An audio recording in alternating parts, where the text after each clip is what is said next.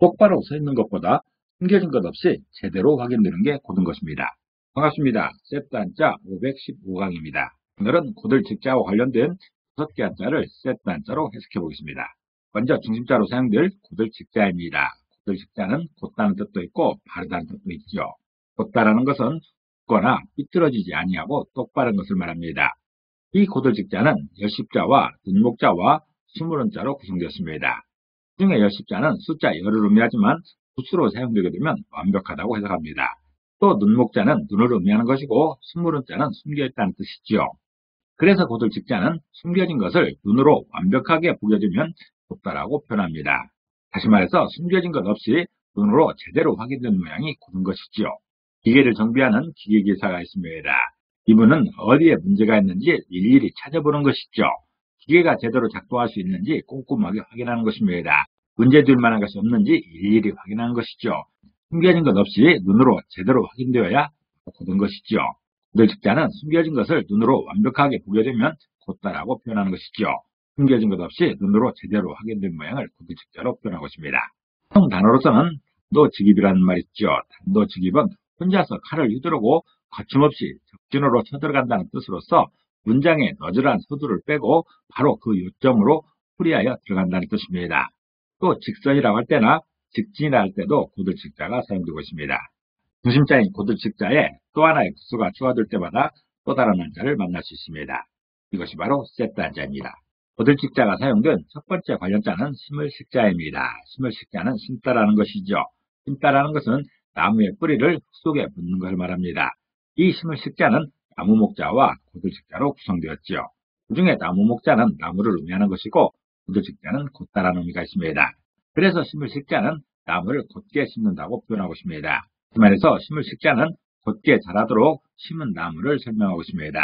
나무가 잘 자랄 수 있도록 하려면 곧게 심어야 한다는 것이죠. 나무를 심을 때는 곧게 심는 게 중요합니다. 똑바로 심는 것이죠. 하늘을 향해서 수직으로 심는 게 중요한 것입니다.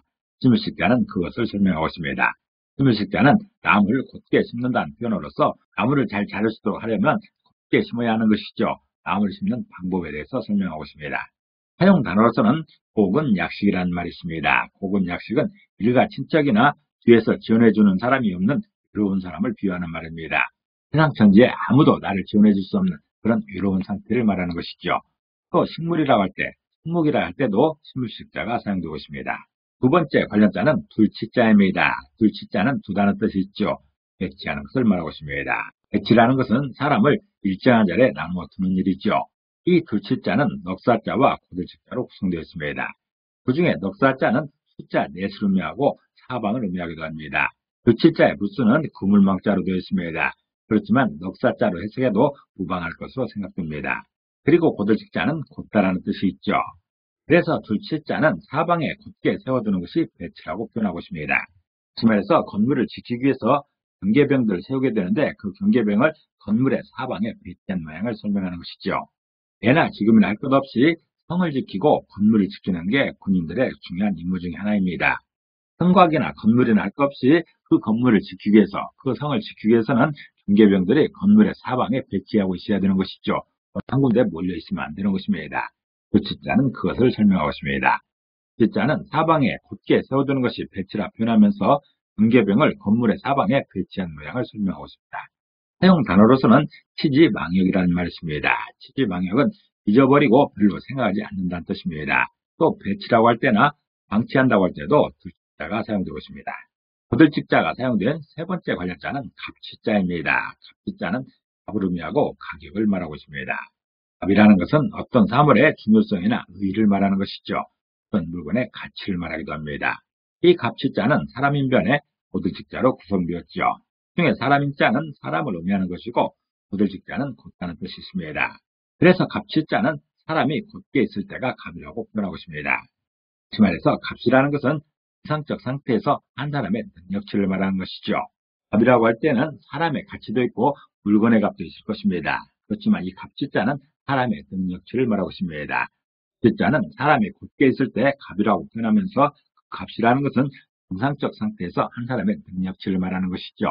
어떤 한 사람이 건강한 상태에서 최대한의 능력치를 발휘하실 때 그때가 바로 그 사람의 값인 것입니다. 기자는 사람이 곧게 있을 때가 값이라 표현하면서 값이라는 것은 정상적 상태에서 한 사람의 능력치가 설명하고 있습니다. 총 단어로서는 순소일각, 지천금이라는 말이 있습니다. 이 말은 봄날의 밤은 일각처럼 짧게 느껴져서 천금처럼 귀한 가치를 지녔다는 의미이죠. 또 가치라고 할 때나 수치라고 할 때도 값자가 사용되고 있습니다. 네 번째 관련자는 번성할 식자입니다. 번성할 식자는 번성하다는 뜻이 있죠. 이 번성할 식자는 죽음뼈 할자와 고들직자로 구성되었습니다. 그 중에 죽음뼈 할자는 죽음을 의미하지요. 또 고들직자는 곧다는 뜻이 있습니다. 그래서 번성할 식자는 죽음에서 곧게 세워지는 모양이 번성이라 표현하고 있습니다. 다시 말해서 번성이라는 것은 씨앗이 죽어서 새싹이 일어나는 모양으로 설명하는 것이죠. 번성하다는 것은 한창 성하게 일어나 퍼지는 것을 말합니다.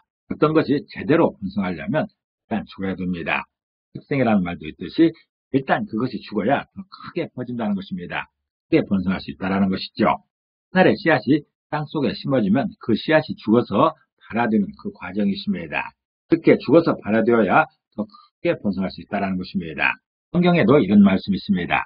내가 진실로 진실로 너희에게 이르노니 한 알의 밀이 땅에 떨어져 죽지 아니하면 한 알 그대로 있고 죽으면 많은 열매를 맺느니라. 자기 생명을 사랑하는 자는 잃어버릴 것이요 이 세상에서 자기의 생명을 미워하는 자는 영원하도록 보존하리라는 말씀이 있죠. 이 말씀에서도 보면 한 알의 밀이 땅에 떨어져 죽지 아니하면 한 알 그대로 있고 죽게 되면 많은 열매로 맺어진다 설명하고 있는 것이죠. 한 알의 밀이 많은 열매로 번성한다는 것이죠. 번성할 식자는 그것을 설명하고 있습니다.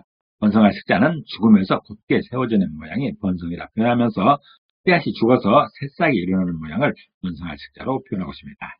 사용 단어로서는 생식기능이라는 말이 있습니다. 생식기능은 새로운 개체를 만들 수 있는 기능을 말합니다. 또 번식이라고 할 때나 양식장이라 할 때도 번성할 식자가 사용되고 있습니다. 고들직자가 사용된 다섯 번째 관련자는 우거질 촉자입니다. 우거질 촉자는 우거지다는 것이죠. 우거지다라는 것은 나무가 자라서 무성해지는 것을 말합니다. 이 우거질 촉자는 고들직자가 3번 겹쳐 있습니다. 한자에서 어떤 한 글자가 3번이나 겹쳐 있다는 것은 아주 많다는 것입니다. 그래서 우거질 촉자는 고든 나무가 많이 있어서 우거진다고 표현하고 있습니다. 다시 말해서 밀림처럼 잘 자란 나무들이 빽빽하게 들어선 모양을 우거질 촉자로 설명하는 것이죠. 이렇게 많은 나무들이 빽빽하게 들어서 있는 이 모양이 우거질 촉자입니다. 우거질 촉자는 고든 나무가 많이 있어서 우거진다고 표현하고 있습니다. 밀림처럼 잘 자란 나무들이 빽빽하게 들어선 모양을 우거질 촉자로 설명하는 것이죠. 사용 단어로서는 촉성로가 있습니다. 촉성로는 경상남도 진주시에 있는 남강에 임한 벼랑에 자리 잡은 단층 팔각집입니다. 진주성의 상징적인 건물이죠. 또한 촉촉이나 촉천이라는 말에서도 우거질 촉자가 사용되고 있습니다. 촉이라는 것은 높이 솟아 삐쭉삐쭉하다는 것이 촉인 것이죠. 또 촉천이라는 것은 하늘을 향하여 쭉 솟은 것을 촉천이라 합니다. 오늘은 고들직자와 관련된 5개 한자를 세트 한자로 해석해봤습니다. 오늘 배운 것을 다시 한번 요약하겠습니다.